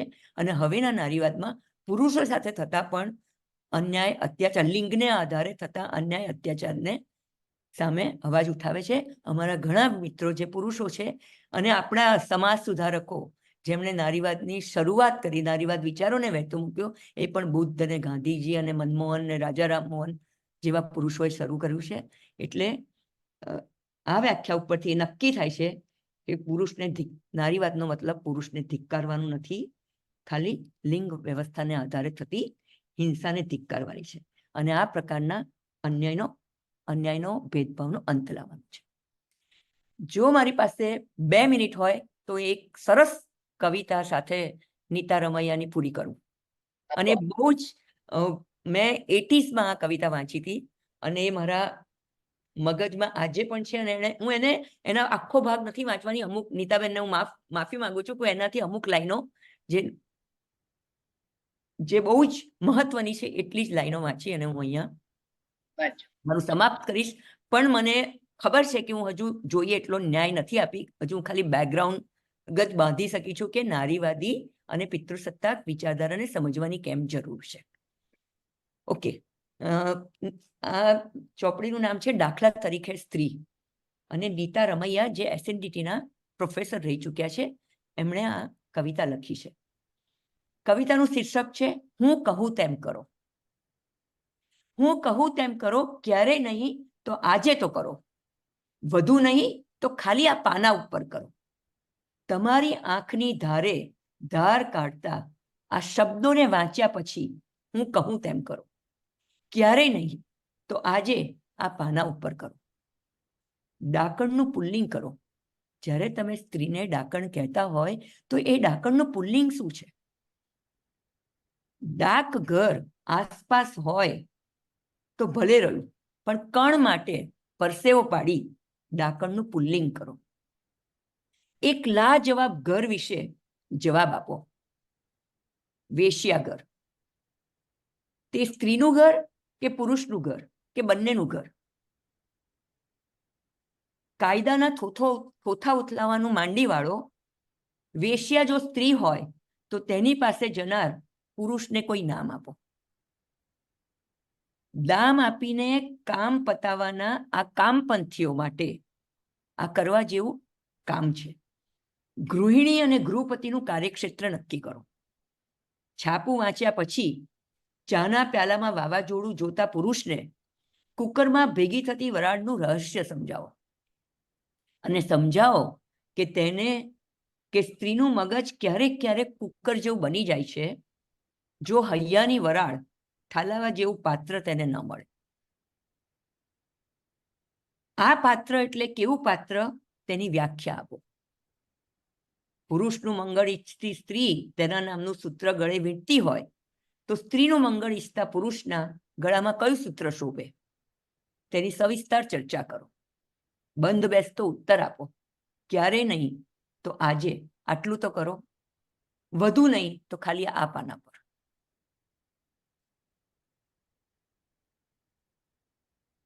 તો આપ ખૂબ સૌને મારા સરસ. નમસ્તે કે તમે મને સાંભળી અને હું ઈચ્છું છું કે આ વિચારોને ક્યાંક આપણા હૃદયને જો ઢંઢોળ્યું હોય, વલોવી હોય અને આપણને થોડુંક સક્રિય થવા માટેની પ્રેરણા મળી હોય તો મારા માટે આ ખૂબ ખૂબ ખૂબ મહત્વની તક છે. અને એના માટે રિંકી, કોકિલાબેન, અલકાબેન અને સૌ સાહિત્ય મંચના, ગુજરાત સાહિત્ય મંચના સૌ મિત્રોને ખૂબ ખૂબ આભાર. અને ક્યારેક ક્યાંક આપણે ચોક્કસ મળીશું. અને જ્યારે પણ તમે બરોડા આવો, કોઈ પણ દેશમાંથી વિધાઉટ એપોઇન્ટમેન્ટ તમે મારા ઘરે, મારી સંસ્થા ઉપર આવી શકો છો. કારણ કે અમારી સંસ્થા એક જગા છે જેનું નામ ઓળખ છે, જ્યાં તમે અમે એની ટેગલાઈન છે, જગા જ્યાં મન મૂકીને કરીએ વાત. અને એમાં નારીવાદી, આઈ થિંક ગુજરાતનું પહેલું નારીવાદી સાહિત્ય સંસાધન કેન્દ્ર છે. તો આપ સૌને મારું ભાવભીનું આમંત્રણ છે. અને આપ જ્યાં છો ત્યાંથી અમારા સંઘર્ષમાં, આપણા સંઘર્ષમાં આપણે એકબીજાને સાથ આપી જોડાઈ જઈએ. સરસ. ખરેખર આપનું તમે સાંભળ્યું નહીં, આજે થોડું પચાવ્યું અને મંથન શરૂ થઈ ગયું છે મનની અંદર. એટલે એટલી સાર્થકતા તો આજે તમારી આ 40-45 મિનિટના વક્તવ્યમાં તમે ખરેખર ખૂબ જ જસ્ટિફાઈ કરેલું છે. હવે સ્વાતિબેન દેસાઈને એક પ્રશ્ન છે કે આજે પણ દરેક ઘરમાં પ્રમુખ નિર્ણયો પુરુષ લેતો હોય છે. તમે માનો છો કે નારીવાદનો સંઘર્ષ નજીકના ભવિષ્યમાં સફળ થશે એવું માનો છો તમે? સ્વાતિબેનની વાત બહુ સરસ છે. ખાલી પરિવારમાં નહીં, દરેક જગ્યાએ પુરુષ પિતૃસત્તાક માનસિકતા નિર્ણય લેતી હોય છે. એનું નિમિત્ત પુરુષ હોય કે સ્ત્રી હોય, પણ પુરુષ પિતૃસત્તાક માનસિકતા એટલી બધી આપણા બધાની વચ્ચે ભણાયેલું છે. એટલે મેં મારા 10 જન્મ, આવતા 10 જન્મ આ જ કાર્યમાં રચ્યા રહેવા માટે નોંધાવી દીધેલા છે. મને એવું ખબર નથી કે હું એ બદલાવ જોઈ શકે. હા, નાના નાના બદલાવો આપણે ઘણા આવ્યા છે અને આપણે એક એક ડગલું આગળ વધતા આવ્યા છે. પણ આપણે ગીતામાં કયા પ્રમાણે સતત કાર્ય રહેવાનું છે. અને રામાયણમાં જે ખિસકોલીનું રોલ હતો, એ વારંવાર જઈને એ પોતાના પીઠ ઉપર રેતી લાવી અને પુલ બાંધવા માટે રેતી ખંખેરી પાછી જતી હતી. હું મારી જાતને એ રીતે ગણું છું અને મને એનો બહુ જ ગૌરવ, મને મારી જિંદગીનો બહુ મોટો ગૌરવ છે. કારણ કે મને નારીવાદી એક અર્થપૂર્ણ જીવન જીવવાનું કારણ આપ્યું છે અને બહુ મજા આવે છે. અને આપણે જેટલી કાલ્પનિક આપણા ભયો છે, એ કાલ્પનિક ભયોને થોડાક બહાર મૂકી અને નવી પરિભાષાઓ, નવા જીવનના રસ્તાઓ, નવા પરંપરાઓને, નવા રીત રિવાજોને અપનાવીએ તો બહુ મજા આવશે. એટલે સ્વાતિબેન, હું તમારી સાથે સંમત છું કે આ ઢોકળાને 15 મિનિટ કુકરમાં મૂકી દીધા એટલે ઢોકળા તૈયાર, એવી આ વાત નથી. કે પીઠ તમારી, મોટા ભાગે તો આ કામ કરતા લોકો બહુ ડરે છે, કારણ કે કોઈ પીઠ નહીં થાબડે આ કામમાં. તમારી સાથે આવી ગયેલા, તમારા દ્વારા એમના રસ્તાઓ સુલઝાઈ ગયા હોય, એ લોકો પણ તમારી સાથે પાર્ટીઓમાં કે લગ્નમાં તમારી સાથે પહેચાન કરવામાં થોડા ખીચખીચાટ અનુભવતા હોય છે. ઓળખ સંસ્થામાં આવ્યા શરૂઆતમાં, હવે તો એવું નથી થતું, પણ શરૂઆતમાં બધી બહેનો એવું કે કોઈને કહેતા નહીં અમે આવ્યા છે અહીંયા. જેમ મેન્ટલ હોસ્પિટલમાં જવા માટે આપણને સ્ટિગ્મા હોય, એવું આપણને સ્ટિગ્મા રહેલો છે. એટલે સ્વાતિબેન, કામ તો, અને આપણે બધાએ જોડાવાનું છે. મારું ઈચ્છા એ છે કે જો આપણે બધા ધીમે ધીમે શરૂઆત કરીશું તો જરૂર થોડોક તો ફરક લાવી શકીશું. ફરક પડશે જ. અને આ વસ્તુ એવી છે કે એ જલ્દી ન થાય, બહુ સ્લો પ્રોસેસથી પણ થશે ખરું. અને આપણે બધા આશાવાદી તો છીએ જ, એટલે એમાં જરાય ચિંતા જ નથી. ઓકે, શ્રદ્ધાબેન, એમનો કોન્ટેક્ટ નંબર ને હમણાં અહીંયા ચેટ બોક્સમાં મૂકી દઈશું, તમે લઈ લેજો. હવે ભગીરથભાઈ મજમુદાર, એમને કંઈક કહેવું છે, તો આવો ભગીરથભાઈ. અચ્છા, સાંભળો છો તમે બધા? હાજી. નિમિષાબેન, ઘણો જ આનંદ થયો મને. તમારું કાર્ય છે ને, એ તમે કહું કે આવતા 10 જન્મમાં કરશો તો એ પૂરું થાય, પણ છેલ્લા 100 જન્મમાં, પાછલા 100 જન્મમાં તમે જાઓ તો શક્યતા છે. Yeah. 2 કારણ છે. નંબર 1 કે આ જે કોમ્પ્લેક્સ છે એ ઊંડો આપણા ધર્મમાં રામાયણના વખતે શરૂ થઈ ગયેલો છે. એ આપણા ક્રોમોસોમ્સમાં નસે નસમાં થયેલો છે. સાચી એને વાત. કાઢવાની જરૂર છે. એને માટે શિક્ષણને જુદી રીતે કરવાની જરૂર છે. સીતાને સતી બનાવવાને બદલે રામને અન્યાયી બનાવો. કે આજે તમે જે દોહો કહ્યો કોકિલાબેને, કે એમાં તમે જો તો ધ્રુવને ખોળામાંથી કાઢના જ્યારે અપરમાએ કહ્યું ત્યારે બાપે કેમ ના કહ્યું કે આ બંને દીકરા મારા સરખા છે, બેમાંથી એક નહીં ઉતરે, એમ કેમ ના કહ્યું અમને? આ બધા કાન સાથે. પણ હવે તમે જે કહો છો એ કાર્ય મને એટલું જ સ્વીકાર્ય છે, એટલું જરૂર લાગે છે, પણ હવે હું જુદી રીતે કરું છું. હું ફિઝિશિયન છું, પણ છતાંય હું હવે પ્રીસ્ટ તરીકે કામ કરું છું. Wow. મેં 420 લગ્નો કરાવ્યા છે. એ બધા લગ્ન પહેલા મારી જરૂરિયાત કે બંને કપલે મારી સાથે બેસી અને 1 કલાક મારા પૂછેલા પ્રશ્નોના જવાબ આપવા પડશે કે આ સિચ્યુએશનમાં તમે શું કરશો. એટલે શું થાય તમે કે પાયાનું ઘડતર કરવાની જરૂર છે આમાં. તમે જે કહો છો ને એ કડું સત્ય છે. તમે જે ઇનકન્વીનિયન્ટ ટ્રુથ કહે છે, કડું સત્ય છે. એ કડું સત્ય ઝડપથી ઉગડશે નહીં, કારણ કે પુરુષો માટે આ બહુ અઘરું છે.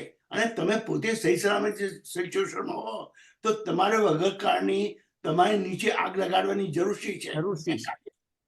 પણ એ તમે આગને લગાડો તો કોક લગાડશે અને આખા સમાજને ભસ્મીભૂત કરી નાખશે. માટે આ પ્રશ્ન એ નારીવાદ નથી, પણ સત્યવાદ છે.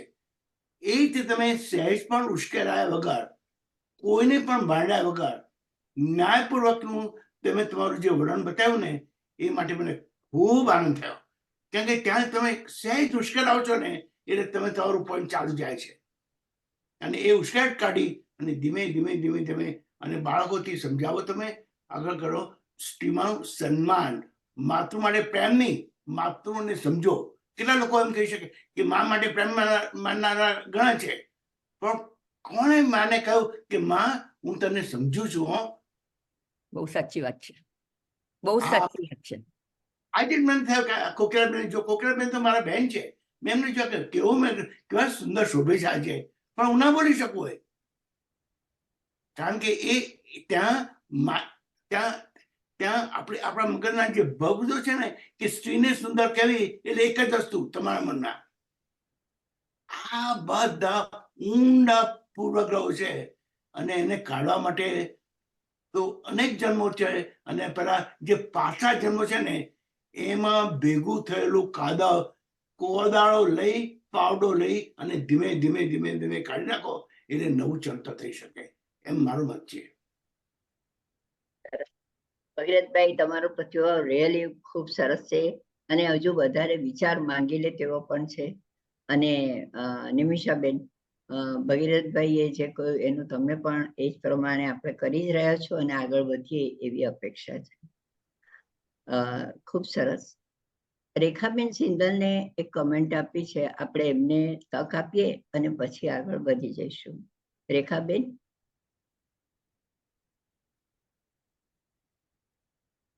રેખાબેન. હા, નમસ્તે. ઘણો આનંદ થયો સાંભળીને. બહુ જ સરસ વાત તમે બધી કરી. પણ નારી જેમ ખોટી વગોવાય તો પણ ત્યજાઈ જાય છે, એમ નારીવાદ પણ ખોટો વગોવાયેલો છે. નારીવાદ સાંભળતા નારીવાદમાં જોડાવાનો એટલો બધો વગોવી નાખ્યો છે નારીવાદ, કે નારીવાદમાં જોડાવવું હોય ને તો વિચાર કરવો પડે. એટલી બધી વ્યાખ્યા જ કોઈને ખબર નથી, એનું ઊંડાણ કોઈને ખબર નથી. અને તમે નારીવાદી છો તો તમે પુરુષના જ વિરોધી છો એવું લેબલ લાગી જાય છે. બીજા બધા શોષણ ને બળાત્કારની વાત તો એક બાજુ, પણ મેં જોયું છે મારી આસપાસ ને થોડું ઘણું અનુભવ્યું પણ છે કે ખોટી વાત એક સ્ત્રી બીજી સ્ત્રીની કરે અને એને બદનામ કરી દે તો એને પછી સારો પતિ શોધવામાં પણ તકલીફ પડતી હોય છે. આ જોઈએ છીએ આપણા સમાજમાં. આપણે ખોટી બદનામીથી બચવું પડે છે. સાચી બદનામી ઢાંકવાની વાત પછી આવે. સાચી એટલે સાચી સ્થિતિ ઢાંકવાની વાત, કે ચારિત્ર ઉપર કઈ બળાત્કાર થયો હોય તો ઢાંકવાની વાત તો પછી આવે. પણ બળાત્કાર ના થયો હોય અને અખંડ કૌમાર્ય નથી એવી ખોટી અફવા હોય તો પણ એ ત્યજાઈ જાય છે સમાજમાં. પછી એને સારું ઘર, સારો છોકરો મળવાના લિસ્ટમાંથી એ છોકરીનું નામ નીકળી જાય છે. તો આ બધા જે સમાજના સુધારમાં આ જે પ્રશ્નો સ્ત્રીનું બગાડે છે, એ બધું કઈ રીતે અટકાવી શકાય? સૌથી પહેલા તો મને એક વાત કહેવી છે કે આપણી જે વોકેબ્યુલરી છે, આપણી પોતાની સમજને પહેલા કેળવવાની બહુ જરૂર છે. જેમ મેં સ્ત્રીની દુશ્મન કહ્યું એમ આ કોઈ સ્ત્રીને જ બગાડે છે એ આપણા કદાચ વ્યક્તિગત અનુભવમાં એ થયું હોય, પણ એ સમાજની રીતે એ આપણા મગજની એક કાલ્પનિક પરિસ્થિતિ છે કે સ્ત્રીને બગાડે છે. અને બીજું આ અખંડ કૌમાર્ય, સોરી હું આપણા વિચારોમાં હું આર્ગ્યુમેન્ટ નથી કરતી, પણ કે અખંડ સૌભાગ્યવતી, અખંડ કૌમાર્ય, પતિ, ઇવન પતિ શબ્દ આપણે જોઈએ છે ને, કોણ બનેગા કરોડપતિ, પતિ કોને કહીએ છીએ આપણે? જે માલિક. કન્યાદાન, દાન કોનું કરી શકે? વસ્તુનું. એનો અધિકાર કોને છે? જેની પાસે વસ્તુ છે એનું દાન કરવાનું. સૌથી પહેલા મૂળભૂત આપણા વિચારોને જ ઢંઢોળવાની બહુ જરૂર છે. અને એવા છોકરા સાથે પરણવાની જ જરૂર નથી કે જે છોકરો સમાજના વાતોમાં આવીને છોકરીને પાસે આવતો ના હોય. તો મને એવું લાગે કે મારે એવા માણસની જ જરૂર નથી કે એક સમાજે મૂકેલી વ્યાખ્યા પૂરતો જ સીમિત એનો પાર્ટનર શોધવાનો વિચાર હોય. સોરી, આ થોડુંક હું એકદમ એક વાક્યમાં તો આનો જવાબ નહીં આપી શકું. હું ખાલી માત્ર પરિસ્થિતિ કહેવા માંગુ છું કે આપણે દીકરીના માથે એટલા બધા ભાર મૂકવાની જરૂર નથી કે લગ્ન ન થયા તો દીકરીનું જીવન બરબાદ થઈ ગયું. એટલે મારો મતલબ છે કે આ અખંડ સૌભાગ્યવતી, હું હંમેશા કહું, લગ્નમાં અખંડ સૌભાગ્યવતી કેમ કહો છો તમે? બિચારી લગ્નના ફેરામાં અંદર એન્ટર થાય છે પહેલા કે તું મરજે પતિ પહેલા, અને આશીર્વાદ કહીએ છીએ કે તમે જો લિટરલી તો અર્થ કહો તો શું? અને હું ત્યાં સુધી સૌભાગ્યવતી નહોતી જ્યાં સુધી મારા માથા પર પતિનો હાથ નહોતો કે પતિનો સાથ નહોતો. હું ત્યાં સુધી દુર્ભાગ્ય જ હતી. એ જ રીતે આપણા ઘરોમાં મેં પરણેલી બહેન અને એકલી રહેતી બહેન વચ્ચે એટલા ભેદભાવો છે, મોકો મળતો જ નથી. પરણેલી બહેનને બધું જ માન સન્માન આપવાનું આવે છે, એકલી બહેનને બધા જ પરંપરાઓ રીતિ રિવાજોથી બાજુમાં ધકેલવામાં આવે છે. તો જે અહમ પ્રશ્નો છે ને, મારી ઓળખ કઈ, મારી પોતાની જગ્યા કઈ, મારું પોતાનું ઘર કયું, પિતાનું ઘર મારું છે કે પતિનું ઘર મારું છે? હું બાળકને જન્મ આપું છું આજે બી કાયદાકીય રીતે હું નેચરલ ગાર્ડિયન નથી, પિતા નેચરલ ગાર્ડિયન છે.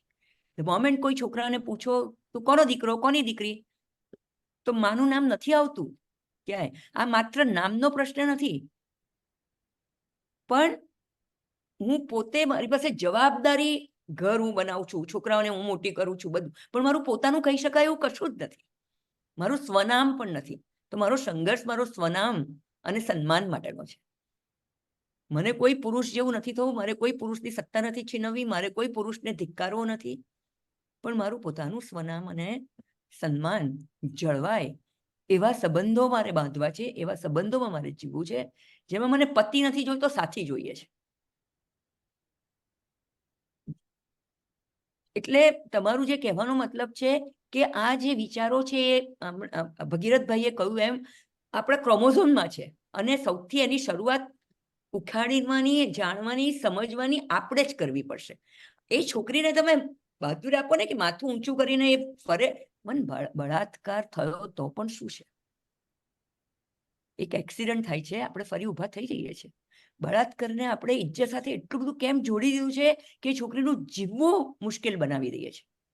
બળાત્કાર કરનારનું જીવનને મુશ્કેલ બનાવો ને, જેની સાથે બળાત્કાર થયો છે. કેમ આપણે, હું બહુ સાદી પણ બહુ સચોટ ભાષામાં બોલું છું, એને કેમ આપણે એક એક્સિડન્ટ નથી ગણતા? એને આપણે એક્સિડન્ટ થઈ અને આપણે આખી જિંદગી બેડરિડન થઈ જઈએ છીએ, તો પણ આપણે એ પરિસ્થિતિ આપણને માન્ય છે. પણ કોઈક સંજોગોમાં આપણી સાથે અઘટિત ઘટના બને છે, તો આપણે આપણા જીવનને જીવવાનું જ બંધ કરીએ છીએ અને આપણે જીવવાનું બંધ કરાવવાની પ્રેરણા આપીએ છીએ. થઈ જાય કોઈક વાર, કોઈક સંજોગોમાં એવું થઈ જાય, પણ હું કેમ મારું શરીર છે, મારા શરીરની માવજત હું કરીશ, મારા મનની માવજત હું કરીશ, અને હું એને એટલું જ સન્માન આપીશ, અને હું ફરી ડગલા ભરીશ જીવનમાં આગળ. જેને સાથે ચાલવું હોય ચાલે, નહીં તો એમને વાતો કરવા દો ઓટલા પર બેસીને કે ચોકમાં બેસીને. અને આપણે જો સાચા નારીવાદ હોય કે સાચા માનવીય હોય, અને એટલે હું નારીવાદને બહુ જ મહત્વ આપું છું, કારણ કે માનવીયવાદની જ્યારે વાત કરીએ છીએ ત્યારે આપણે સ્ત્રીઓને પાછી આંસેમાં ધકેલી દઈએ છીએ. એટલા માટે સાચા નારીવાદી હોય, સાચા માનવીય ગુણો ધરાવતા હોય તો આપણે હાથ પકડવાનું. મને એવું છે, બીજું કશું જ કરવાની જરૂર નથી. જ્યાં પણ તમને આવી પરિસ્થિતિ દેખાય, જ્યાં પણ તમને વલ્નરેબલ દેખાય, ત્યાં આપણે એનો હાથ પકડીએ. એક જ માણસ હાથ પકડશે ને તો પણ હિંમત આવી જશે, એ કુટુંબમાં હોય, પડોશમાં હોય કે પરિવારમાં. એટલે આપણે સાચે સાચ હાથ પકડીને જ્યાં છે ત્યાંથી. આટલો સરસ વિષય લઈ અને નિમિષાબેને ખૂબ સહજતાથી, જાણે આપણી જોડે વાત કરતા હોય ને એવું જ લાગતું હતું. એમ નથી કે પ્રવચન આપવા બેઠા છે. અને એટલા માટે આવા વ્યક્તિનું અને આવા મારા બધા શ્રોતાઓનું જો આભાર વ્યક્ત ના કરીએ તો કૃતજ્ઞ ગણાઈએ ને. તો આવો ઇન્દોરના નિર્જરીબેન એ આભાર દર્શન કરશે. નિર્જરી. નમસ્તે. નિમિષાબેન, આપનો શાબ્દિક પરિચય આપતા પારુલબેનના ચહેરા પર જે હાવભાવ હતા એ જોઈને ખ્યાલ આવી જાય કે તમે એમના જીવનમાં પણ નારીવાદની સમજણ પૂરેપૂરી આપી છે. પારુલબેન, આપનો આભાર કે નિમિષાબેનનો ટૂંકમાં પણ એક દ્રઢ વિચાર વ્યક્તિત્વનો પરિચય આપ્યો. નિમિષાબેન, આપે જે સરળ રીતે તમારા વિચારો અમારી સમક્ષ રજૂ કર્યા, એ ઐતિહાસિક ઘટનાઓમાં જોઈએ તો સ્ત્રીઓમાં થતું જે શોષણ હતું એની સામે એના હક માટે જે સ્ત્રીઓએ જે ત્યારે અવાજ ઉઠાવીને જે યોગદાન આપ્યું, એ આજની સ્ત્રી માટેની સ્વતંત્રતા છે કે મોકળાશ છે, પોતાના જીવનની મોકળાશ છે. એટલે આપણો જે વર્ગ છે એમાંની આપણે ઘણા સૌભાગ્યવતી છીએ કે આપણને એ લોકોના યોગદાન વતી આજે આપણને આપણા ઘણા સચોટ હક મળી રહ્યા છે. અને એમાં તમારું પણ એક ઓળખ નામની સંસ્થા સાથે આગળ તમે વધી રહ્યા છો કે આવનારા યુથને પણ તમે જેટલી પણ અવેરનેસ આપી રહ્યા છો, પોતાના હક માટેની જે સજાગતા આપી રહ્યા છો, એ બહુ સરાહનીય છે. સ્ત્રીની ઓળખ માટે નારીવાદ સમજણ જરૂરી છે, અને વિભાજિત માનવતાથી નારીવાદની શરૂઆત થાય છે, એમાં ઘણું બધું આવી જાય છે. આજે ઘણા ઉચ્ચ પરિવારમાં, એજ્યુકેટેડ ફેમિલીઝમાં પણ આ ન ધારેલું થતું હોય છે, અને આપણી સામાજિક માનસિકતા સામે લડવાની જે પાછી પડતી સ્ત્રીઓને સજાગ થવામાં આપ જે લડત આપો છો એ સરાહનીય છે. આ સોશિયલ એન્ઝાઇટીને બ્રેક કરવાની સાચી સમજણ આપો છો એ વધુ જરૂરી છે. આ વિષય ઘણો બળો છે, જેને આપે અમારી સમય મર્યાદામાં ઘણી સરળતાથી અને સજાગતા આપી છે. સ્ત્રી સ્વતંત્રતા એ સ્વચ્છંદતા નથી. નારીવાદી અને પિતૃસત્તા વચ્ચેની સમાનતા શું કામ જરૂરી છે, આવા ઘણા નાના નાના તમે જે પોઈન્ટ્સ હતા એને ઘણી સારી રીતે અમને સમજાવ્યા. અને કહ્યું કે આપીને તમે આ ન કરી શકો, સંવાદથી કરી શકો. પણ જે તમે આટલા ઓછા સમયમાં જે અમારી સાથે જે સંવાદ કર્યો એમાં એ GSF ના આ માધ્યમથી મને આશા છે કે ઘણા લોકો સુધી પહોંચશે. એટલે GSF નો પણ આભાર કે આવું સરસ એક મંચ પ્રદર્શન કરે છે, નવા નવા વ્યક્તિત્વને, નવા નવા વક્તાઓને અમારી સામે લાવે છે. GSF ના ફાઉન્ડર્સનો આભાર કે આજે આપે મને તક આપ્યો કે નિમિષાબેનનો એટલો સરસ આભાર વિધિ કરવાનો મને તક આપી. રિંકીબેન, તમે આજનો જે ઝૂમ મીટિંગને વિના વિઘ્ને અમારી સામે સતત 1 કલાક સુધી આપી રહ્યા છો, એ આ GSF ના 201 કે 2 એપિસોડ જે આપણે આજે કરી રહ્યા છે એની સફળતા છે. નિમિષાબેન, વધુ સમય ન લેતા આપે હજી વધારે અમારા પ્રશ્નોના જવાબ આપવાના છે. આપનો ખૂબ ખૂબ આભાર. એક સરસ વ્યક્તિત્વ સાથે આજે પરિચય થયો. ધન્યવાદ. Thank you, ને તમે આજે જે નિર્ઝરી તમે જે જી. આભાર વ્યક્ત કરો, અશ્વિનભાઈએ લખ્યું છે કે તમે ખૂબ સરસ રીતે આભાર વ્યક્ત કર્યો. જો તમને તરત જ કોમ્પ્લિમેન્ટ્સ મળી ગયા છે. Thank you Ashwinbhai. Ashwinbhai, thank you. Hmm. ના, નિર્જરીબેન, થેન્ક યુ. તમે ખરેખર બહુ સરસ રીતે મુદ્દાઓને આવરીને વાત કરી. મારી પણ સમય મર્યાદા હોય છે, એટલે કદાચ જેટલું બોલી એમાં ક્ષમા છે. બહુ ઘણું છે. સરસ બોલ્યા છો. આમાં એવું છે ને નિમિષાબેન, વિદ્યા વિનયેન શોભતે. અમારા નિર્ઝરીબેન આટલું સરસ બોલે છતાં મને ક્ષમા કરશો એવું કહે. એ કોણ? તો અમારા નિર્ઝરીબેન છે. તેઓ ઇન્દોરના અમારા એમ્બેસેડર છે ને ખૂબ સક્રિય છે બધામાં. હવે સૌ પ્રથમ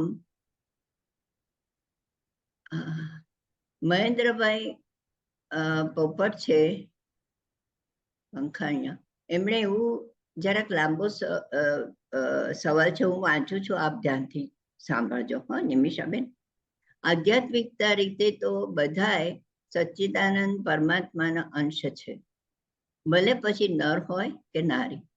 અને આ સનાતન ધર્મમાં શક્યતા છે. પરંતુ જે મુસ્લિમ નારી હોય છે તેઓ તો જિંદગીભર ગુલામ તરીકે જ જીવે છે. તમારો મત શું છે આ હકીકત માટે? અને તે નારી માટે, તે નારીઓને કદી પણ સ્વતંત્રતા મળી શકે ખરી?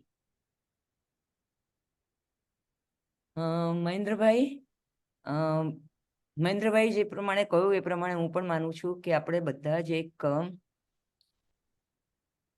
વ્યક્તિ તરીકે જન્મીએ છીએ અને સામાજિકરણની પ્રક્રિયાથી આપણે સ્ત્રી, પુરુષ, હિન્દુ, મુસ્લિમ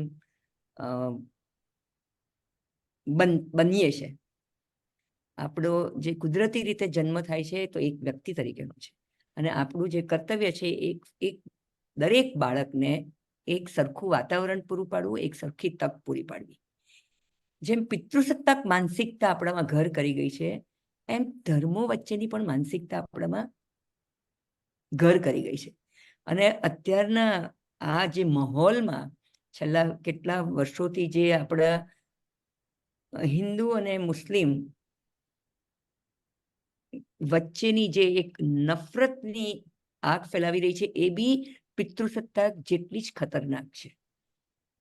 કારણ કે આપણે પ્રત્યક્ષ રીતે મુસ્લિમોને કે મુસ્લિમો હિન્દુઓને મળવાના મોકા કેટલા છે. આપણને હંમેશા મુસ્લિમ, જેમ નારીવાદીની એક છબી ઊભી થઈ જાય છે, એમ મુસ્લિમની પણ આપણા હૃદયમાં એક છબી જ ઊભી થાય છે. મુસ્લિમ એટલે બહુ પત્નીત્વ, મુસ્લિમ એટલે બહુ બાળકો, મુસ્લિમ એટલે પડદો, મુસ્લિમ એટલે બુરખા, મુસ્લિમ એટલે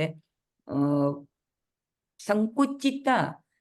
પણ મારા જે પણ 30-40 ઇવન જ્યારથી સમજણી થઈ ત્યાં સુધીમાં, અત્યાર સુધીમાં જેટલા પણ મારા અનુભવો છે, એ અનુભવમાં હું એવું કહું કે સ્ત્રીઓની પરિસ્થિતિ જે મુસ્લિમ સમાજમાં છે એ ભારતીય સમાજમાં પણ છે.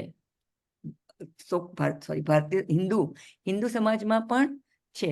કારણ કે ભારતીય નારીના પ્રશ્ન છે, એ ખાલી મુસ્લિમ નારી કે ને જ બુરખો પહેરે છે. આપણે ત્યાં પડદા પ્રથા છે, આપણા ત્યાં પણ બહુ પત્નીત્વ છે. એટલે હું તો ધર્મમાં, હું કોઈ ધર્મ સાથે મારી જાતને જોડતી નથી, પણ કહેવાનો મતલબ કે કહેવાતા હિન્દુ ધર્મમાં કે કહેવાતા મુસ્લિમ ધર્મમાં જે પણ બદીઓ છે એ દરેક ધર્મના છે, જે મર્યાદાઓ છે એ દરેક ધર્મના છે. એટલે એવું આપણે માની લેવાની જરૂર નથી કે માત્ર મુસ્લિમ સમાજની સ્ત્રીઓની દયનીય પરિસ્થિતિ છે. મારા માટે દરેક સ્ત્રી, ચાહે મુસ્લિમ સ્ત્રી હોય કે હિન્દુ સ્ત્રી હોય કે ક્રિશ્ચિયન કે ધર્મની અંદર કે ધર્મની બહાર જે પણ સ્ત્રીઓ હોય, એ દરેક સ્ત્રીઓમાં અને દરેક પરિવારોમાં અને દરેક પુરુષોમાં પિતૃસત્તા જડબે શ્લોક ખૂંપાયેલા છે, ભરાયેલા છે, જેથી એના પ્રત્યાઘાતો આપણને સમૂહ માધ્યમો દ્વારા કે લાઈક કહેવાય છે ને કે પિતૃસત્તાક સમાજમાં પણ યાદ છે કે આપણે જ્યારે સવારે છાપું ઉઘાડીને વાંચીએ છીએ તો આપણે એવું વાંચીએ છીએ કે આજે એક બેનને મારી નાખી, એક પુરુષે એક બેનને લાફો માર્યો કે એની પત્નીને મારી નાખી કે બેનને કાઢી મૂકી કે ઓનર કિલિંગ કર્યું કે આપણને હવે બહુ સ્વાભાવિક થઈ ગયું છે. પણ કદાચ એવો એક પ્રશ્ન આવ્યો કે એક પત્નીએ પતિને લાફો માર્યો કે એક બહેને પિતા સામે બંધ ઉપાડ્યો, દીકરીએ પિતા સામે બંધ ઉપાડ્યો, તો એ સમાજે એક્ટ એક જ છે કે એક છોકરી સિગરેટ પીવે છે, કાર્ય એક જ છે. આપણે કાર્યને નથી ભોગવતા, આપણે જાતિને ભોગવે છે. મારો કહેવાનો મતલબ છે આપણો વિરોધ કાર્યની સામે હોવો જોઈએ. સિગરેટ પીવી ખરાબ છે, એ સૌના માટે ખરાબ છે, એ પુરુષ પીવે કે સ્ત્રી પીવે. એવી રીતે મુસ્લિમ સમાજમાં હું આજે બી કહું છું, મારા ઘણા મિત્રો છે અને મેં ઘણા પ્રોગ્રેસિવ સ્ત્રીઓ જોઈ છે જે ઘણી બધી આગળ આવી છે, અને એ પણ જે લડાઈ દરેક સ્ત્રી પોતાના ઘરમાં લડતી હોય છે એ જ લડત એને પણ લડવી પડે છે. પરિસ્થિતિઓ અલગ હોય છે, લડતના સાધનો અલગ હોય છે અને કારણો અલગ હોય છે. પણ હું એમાં એની સાથે ખાલી સહેમત નથી કે માત્ર મુસ્લિમ સ્ત્રીઓ જ બહુ દબાયેલી છે અને બાકીના ધર્મની સ્ત્રીઓને બહુ છૂટ મળી ગયેલી છે. લક્ષ્મણ રેખા બધામાં જ છે. લક્ષ્મણ રેખા મારી પાસે હજુ હું નારીવાદી સ્વતંત્ર વ્યક્તિ છું તો પણ મારી પાસે લક્ષ્મણ રેખા મેં પોતે ખેંચેલી છે અથવા સમાજે ખેંચેલી છે કે કોઈ બાળકીને કે મુસ્લિમ બાળકી હોય કે હિન્દુ બાળકી હોય જેને 20 વર્ષે લગ્ન કરતા હોય તો 35 વર્ષે મારી પર પણ પ્રેશર તો આવે જ છે. પ્રોગ્રેસિવ મને બી પીએચડી કરવાનું એવું જ કે છે લગ્ન પછી જ કરજો. તો બંધન લક્ષ્મણ રેખા તો બધે જ આવી ગઈ છે, પણ થોડીક પરિસ્થિતિમાં બદલાવ છે. એટલે મુસ્લિમ સમાજમાં પણ હિન્દુ સમાજની જેમ બહુ જ રૂઢિચુસ્ત સમાજ પણ છે, રૂઢિચુસ્ત માન્યતાઓ અને પરંપરાઓ છે. એની સામે એમાં ઘણા બધા પ્રગતિશીલ લોકો છે, ઘણા બધાઓએ એ બંધનો તોડી, એ વાડાઓ તોડી અને એક પોતાની આગવી ઓળખ પ્રસ્થાપિત કરવાનું કે પોતાની સમાજને આગળ વધારવા માટેના કાર્યરત છે. એટલે સરસ. હોપ કે મહેન્દ્રભાઈ હું તમને સંતોષકારક જવાબ આપી શક્યો, પણ મને એવું બહુ જ વિચાર આવે છે કે આપણે સૌએ એક લિસ્ટ બનાવી આપણે કેટલા મુસ્લિમ મિત્રો છે અને કેટલા મિત્રો સાથે આપણે ખરેખર એક ગૌરવનો સંબંધ રાખી અને સંવાદ સાધ્યો છે કે જે આપણી માન્યતાઓ છે, ધારણાઓ છે, કે આપણી પાસે જે પણ માહિતી છે એ માહિતી કેટલા અંશે સાચી છે એ કરવાની બહુ જરૂર છે. જેમ સ્ત્રી પુરુષને આપણે અળગા કરી કાઢ્યા છે એમ હિન્દુ મુસ્લિમને પણ આપણે અળગા કરી કાઢ્યા છે. કેમ? આપણે સાથે બેસી સંવાદ સાધી અને એકબીજા સાથે એકબીજાની પરિસ્થિતિને ધારણાના આધારે મોહર મારતા પહેલા હકીકતને જાણવાની બહુ જ જરૂર મને લાગે છે અને તાતી જરૂર છે. ખૂબ સરસ નિમિષાબેન, તમે સરસ જવાબ આપ્યો. ક્ષમાને કાંઈ કેવું છે? હા ક્ષમા, બોલ ક્ષમા. અનમ્યુટ કર પહેલા. હા, એટલે જ હું પૂછતી હતી. નિમિષાબેન, બહુ જ મજા આવી. You are just amazing. તમે જે કામ કરો છો એ ઘણા નથી કરી શકતા. I have tried to be in equal opportunities in my work, પણ it is very hard. ને તમે જે બધું બોલ્યા છો એ બધી જ રીતના તમારી સાથે અમે we understand and believe and everything. So મારે એક જ કહેવાનું છે કે આપણા જે બધા જે રિલિજિયસ, ગમે તે પણ રિલિજિયનની તમે વાત કરો છો એ બધા માનવોએ લખેલા છે, એ બધા માણસોએ લખેલા છે ને એ બધા પેટ્રિયાર્કીએ લખેલા છે. એ આ ભગવાને નથી લખ્યા કોઈ. એટલા માટે જ આ બધું છે આપણું. ખૂબ ખૂબ ખૂબ આભાર. ને કોકિલાબેન, અલકાબેન, રિંકી, હાય. રેખાબેન કહે છે આજે મારા પતિએ રોટલી બનાવી હતી. અને તમારી વાત સાંભળ્યા પહેલા, એટલે એવું નથી કે તમારી વાતથી બનાવી, તમારી વાત સાંભળ્યા પહેલા રોટલી બનાવી હતી. પણ બસ રોટલી ઘણું સરસ. બનાવવા પૂરતા સીમિત ના રહીએ, પણ ખરેખર એકબીજાના સાથી બનીએ એ બહુ જ જરૂરી છે. ઓકે, તો હવે આજની આપણી સભા છે અહીંયા સમાપ્ત કરીએ છીએ.